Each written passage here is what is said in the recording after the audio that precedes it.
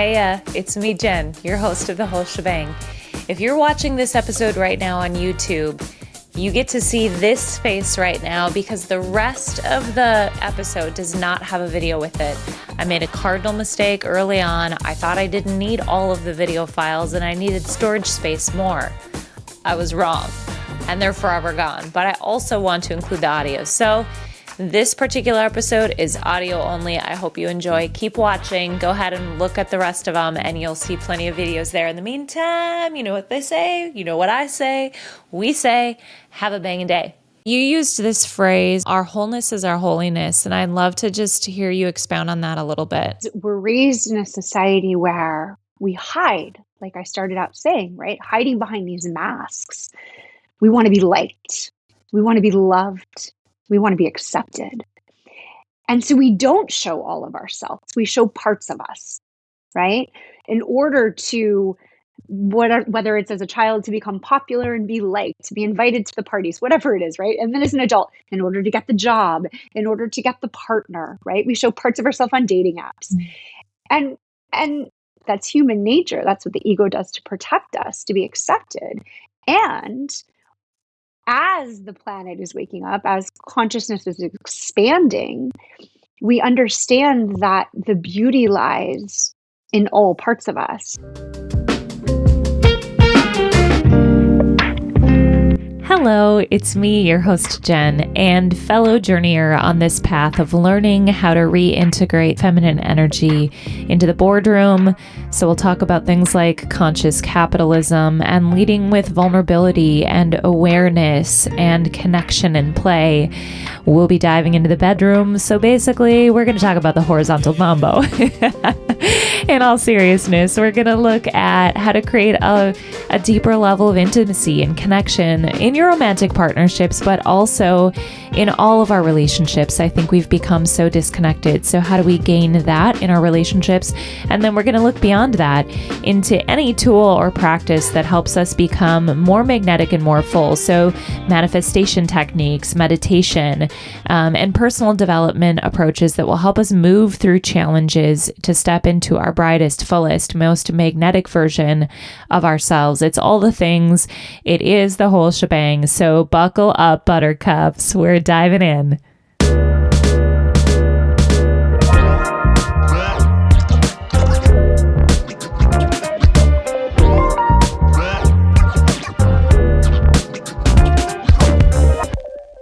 I am so excited about the guest that we have with us today. I am sitting here with Kendra Waldman. I first of all love her title. She is a spiritual strategist and mindfulness mentor. So Kendra, welcome to the whole shebang. So happy to have you here. Thank you. And I'm buckled up. I'm ready. Let's do this. This is one buttercup who's buckled up. I like that. Kendra, if you just want to take a moment and beyond your title, introduce yourself. Tell us a little bit about who you are and kind of how you found your way to this work. Yeah. So thanks so much for having me. This work is so important. Just the work of mindfulness, manifestation, connecting people. So I love what you're doing and holding space for these conversations. They are so important, especially with the way of the world. So I just acknowledge you for having this home for us to talk about this. I was an actor for 15 years. So I wore many masks. I wore many characters, hid behind many characters. And through that time, I'd always dealt with depression and anxiety. And it wasn't until 5 years ago when I went through a breakup that led to a breakdown, a very serious breakdown, which beautifully led to my breakthrough. And once I started my healing journey, after about a year, I knew that this was the work I wanted to do. I wanted to help others heal in the way that I was able to heal. I wanted to help others feel less alone. I wanted to help others come back to their heart, come back to their soul, come back to their authentic self. And that's when I got involved. That's how it started. Yeah. That's beautiful. You're speaking my language. I mean, coming back to that heart and being centered. And I know when we chatted a little bit prior to this, you talked about this idea that our wholeness, obviously, I'm like, whole shebang, because I think we've so fragmented ourselves. We've, pushed pieces into the shadow. We haven't, I believe we are born whole, but then things happen in life. And so you used this phrase, our wholeness is our holiness. And I'd love to just hear you expound on that a little bit. Yeah. It's something that, even for myself, took a while to embrace, because we're raised in a society where we hide, like I started out saying, right? Hiding behind these masks. We want to be liked. We want to be loved. We want to be accepted. And so we don't show all of ourselves. We don't show the wholeness of us. We show parts of us, right? In order to, whether it's as a child to become popular and be liked, to be invited to the parties, whatever it is, right? And then as an adult, in order to get the job, in order to get the partner, right? We show parts of ourselves on dating apps. And and and I understand that. That's human nature. That's what the ego does to protect us, to be accepted. And as the planet is waking up, as consciousness is expanding, we understand that the beauty lies in all parts of us, that even the trauma we may have been through taught us something about ourself, whether that's how to begin to break the chains of ancestral trauma, things that have been passed down from generation to generation to generation, because that's all our parents knew, right? And we begin to say, wait a second, this gets to change with me, and I get to actually not hide that anymore. I get to talk about this.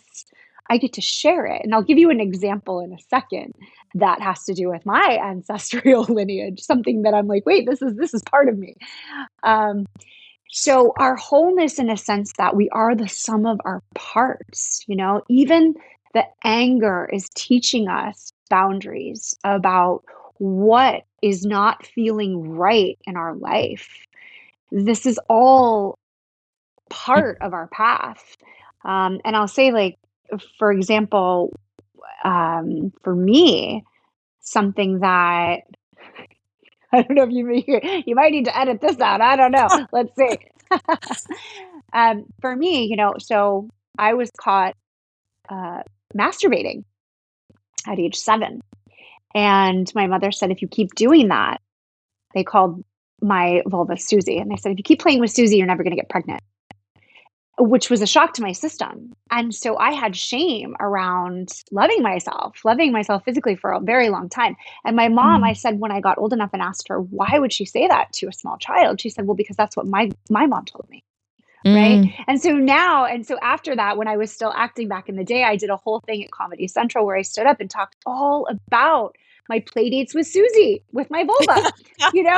I mean, my wholeness is my holiness. And I was like, well, you know what?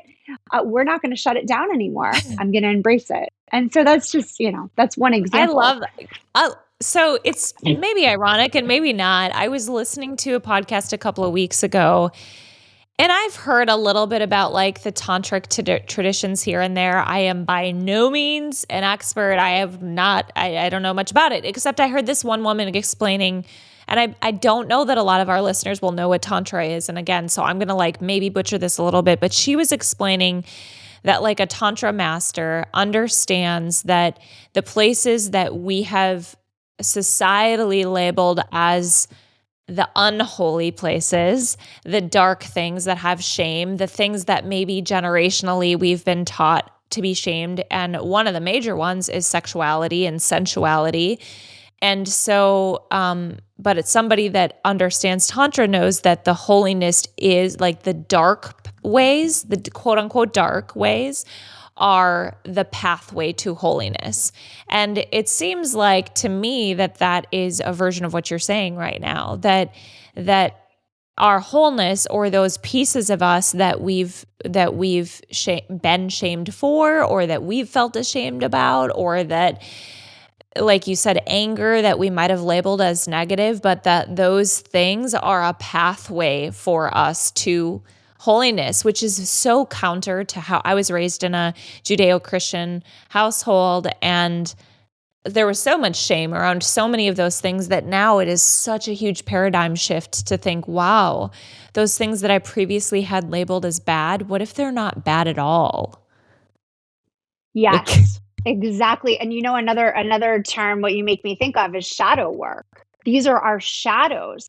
But you only have shadows in the light, right? There's not shadows when the light is not shining. And so often the more someone's light shines, the more their shadows come out, right? Ooh, I And haven't heard that before. I love that. oh, absolutely. So for example, a shadow that I share about, and it took me a while to get comfortable sharing this, is depression and anxiety.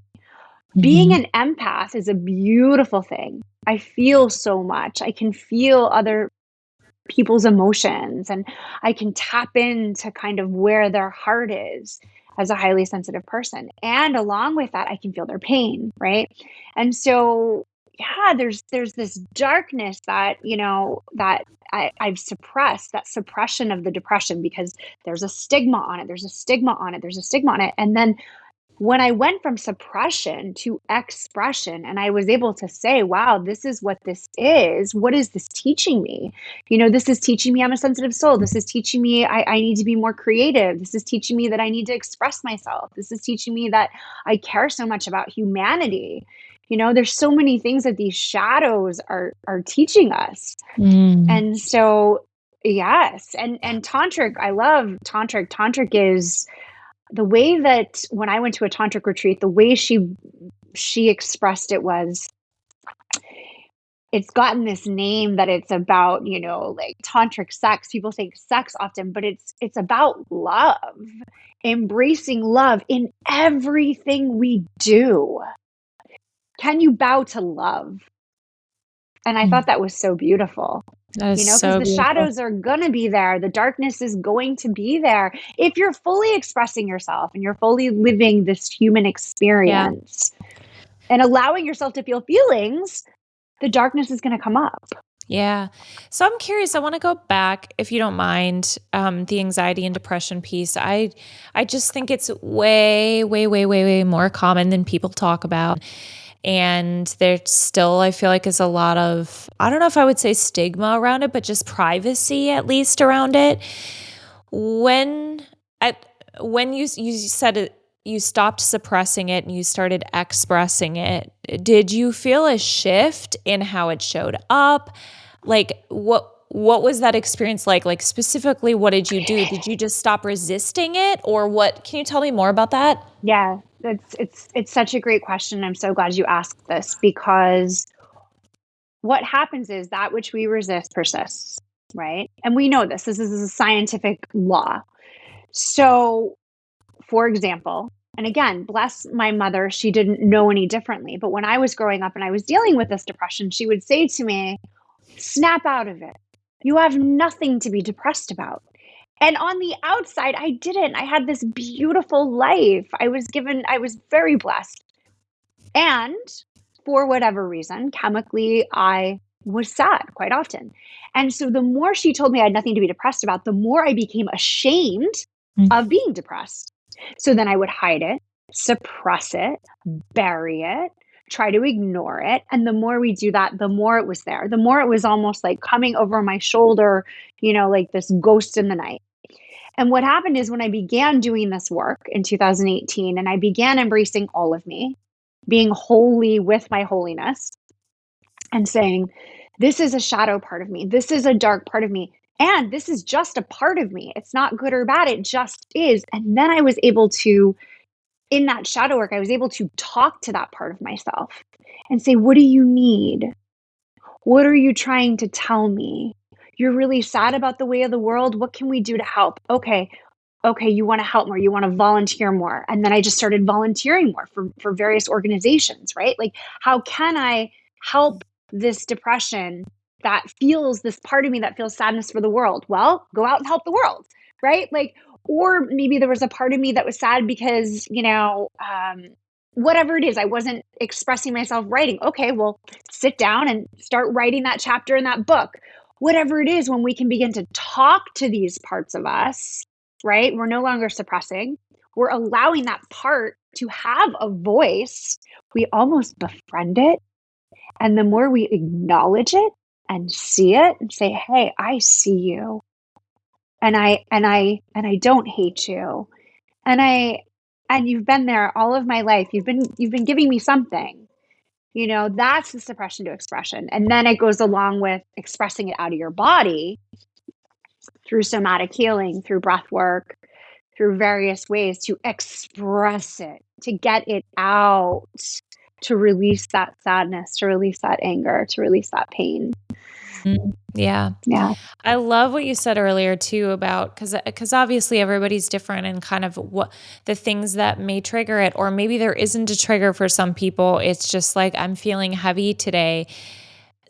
I'm by no means an expert. This is just my perspective on my own personal experience or on what I see with people, is that, again, kind of coming back to that resistance idea, but the piece that you talked about of speaking to that part of us. I just heard another psychologist talk about this, that we all have these parts and that we can speak to those parts of us. And it, to some people, may seem a little woo-woo, like out there, and that's okay. But like, what does it look like? And I like to think of it as intuition. Some people might say higher self, but to ask, just to slow down enough. I love how you talked about that, to say, hey, like, what do you need right now? Because I think it seems so simple, but we don't ask that question. Instead, we just keep resisting, like, I'm feeling gloomy. How do I fix it? How do I fix it? How do I fix it?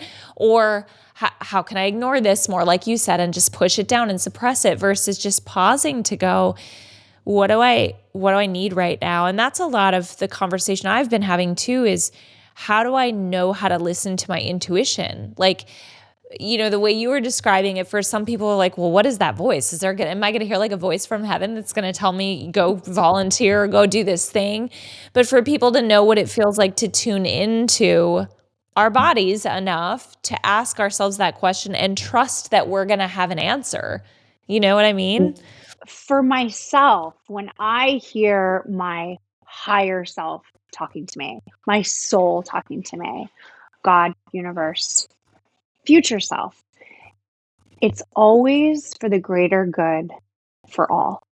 Mm-hmm. So it's something that will move me forward in a positive light, and it's never out of ego, right? It's never like to be right about something. It's always like, okay, there's something coming through from outside of me that wants you to help a person or a community or, whatever it is. It's always something that expands, and it's not always comfortable.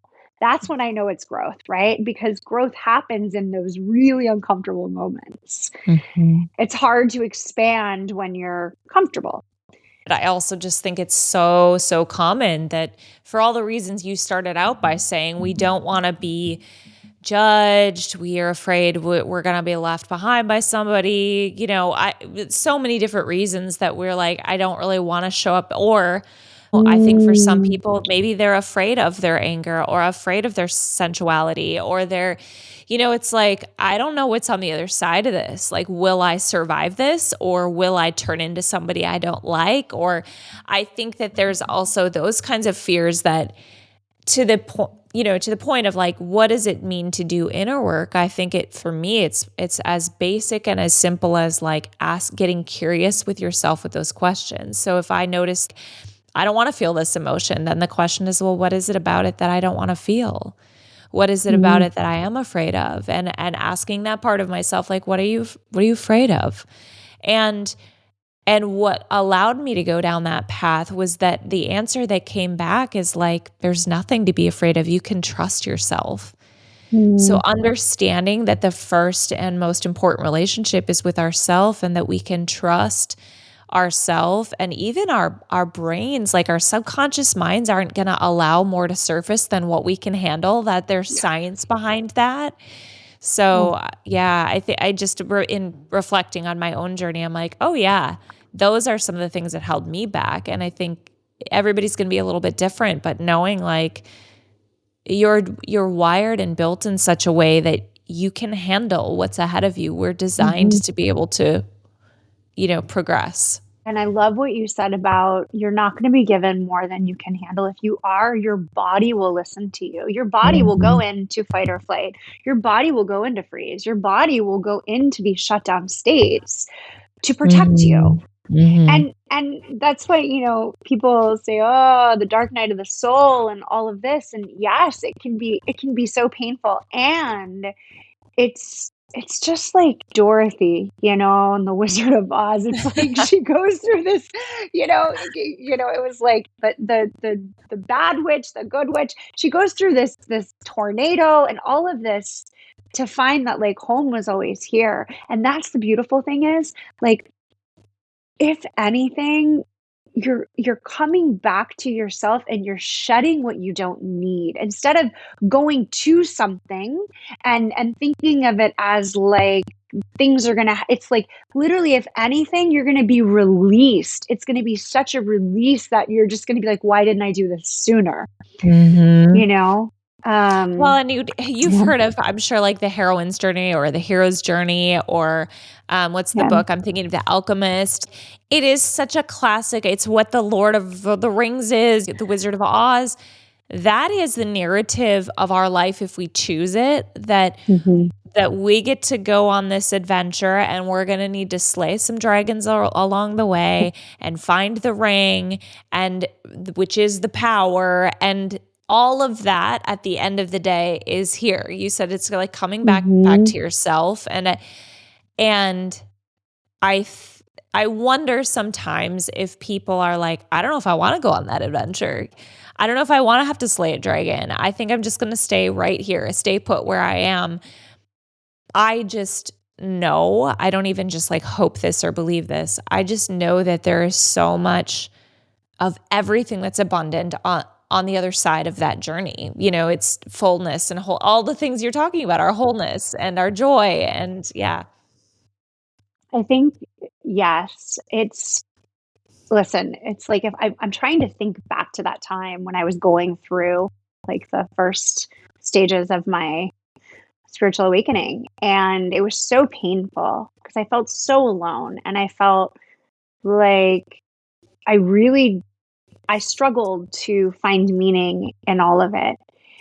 And now, and at the time, like I was so devastated that this person no longer wanted to be with me. And now coming out, having been out on the other side years later, I am so grateful that that person didn't want to be with me, because that was the lesson I got to learn, that I wasn't loving myself.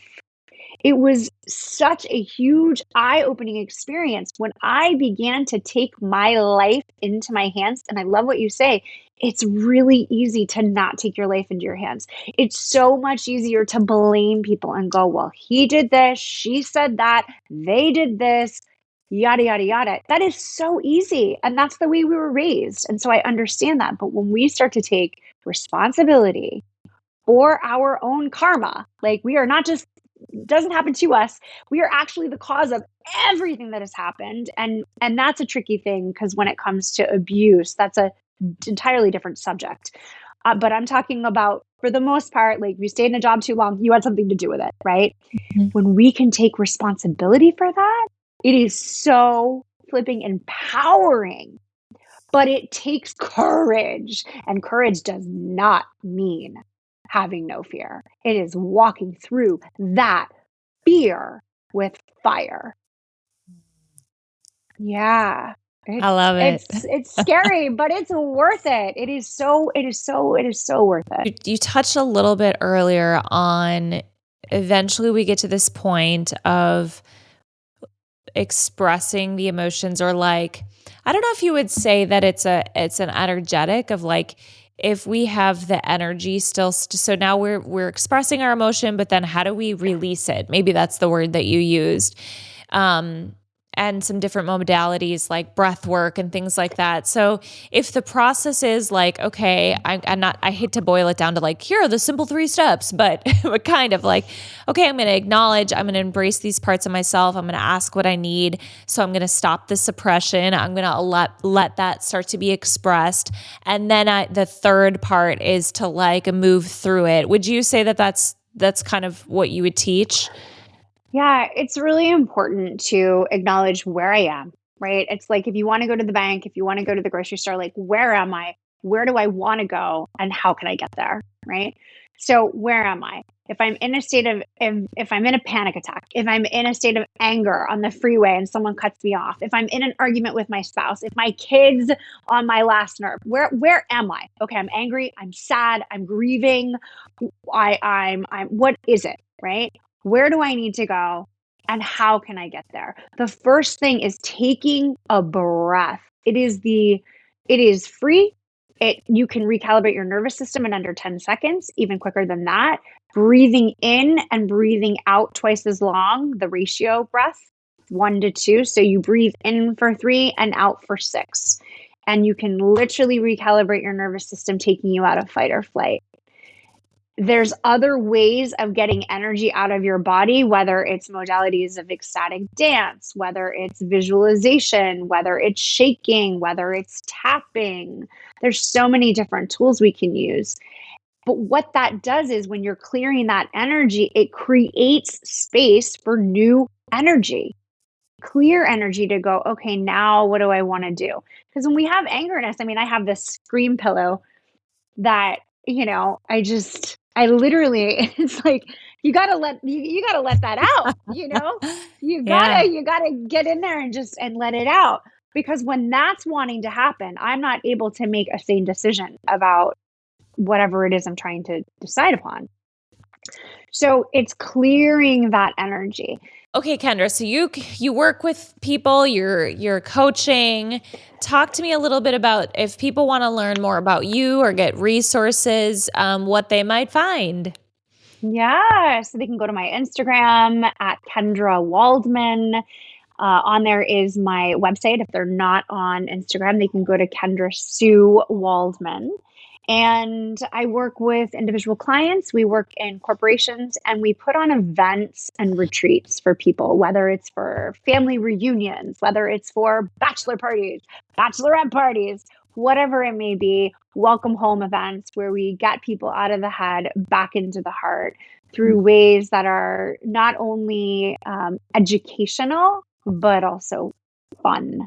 That's one thing that's important. The more fun you have when you learn something, the more likely you're going to do it and the more likely it's going to stick. Love So, it. yeah. Okay, we'll put all of that in the show notes.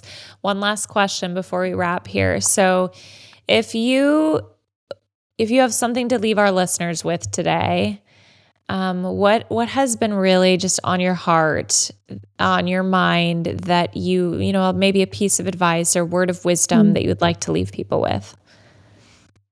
For me, the word that always comes up is love. And, I believe that we don't just have love inside of us, that we are love. And so that if we can be that love every day, that also was a way out of my depression and anxiety. Being love, being source without expecting anything in return.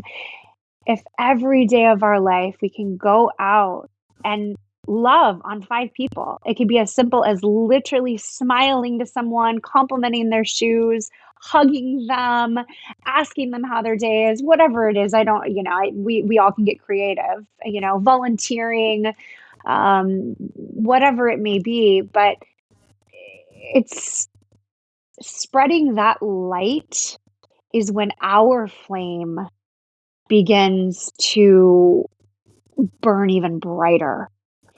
And it literally is contagious. Love is contagious. So, with the way of the world, my hope is that we can all begin to shed these layers of our identity, of our age of and it's a beautiful thing to embrace our age and our ethnicity and on all of these things about us and our jobs. But when we can just shed them for a little bit and go, at the end of the day, we're all just souls wanting to be loved, and go, wow, we're really way more alike than we are different. We're mirrors of each other. This is we can begin to have peace on earth and peace within. That is a beautiful message, especially for what's happening in the world right now. And it seems, I think it can seem small sometimes in the face of such big things. And we know that there's a lot of power in people radiating love. There have been studies shown on groups of people going into crime-ridden cities and just meditating, and the crime rate's falling. And if we can't do anything else, there are so many reasons to show up in our full awareness of love. And I love that we're connected so randomly, Kendra, because everything you just said is like my heart. And it's really challenging sometimes to put into words what that really means, to go, I am love. But I've had some really profound experiences of feeling like literally every atom in my body is being illuminated by love. You know, that love is source, as you said, but it's just feels virtually impossible to put words to it. And to hear you say that is like, oh, and then for you to say we're mirrors of each other. I mean, it's all of the things that I've been really just letting permeate me over the last several years. And so I'm really thankful to have had this time with you today, and thankful for you sharing your heart and your wisdom. So we appreciate you being here. Oh, well, thank you so much. Again, I love what you're doing, and I love how open your heart is, and you're sharing these messages with people near and wide. And so thank you so much. Yes. Well, that's all for this episode of The Whole Shebang. We hope you enjoyed this chat as much as we did. A big thank you for tuning in. And of course, a thank you to Kendra for joining us. If you enjoyed this episode, be sure to hit the follow button, leave a 5-star review. You can also follow us on social media to stay up to date, all the things. And again, all of the links and resources will be shared in the show notes. So in the meantime, have a bangin' day, and we'll catch you next time.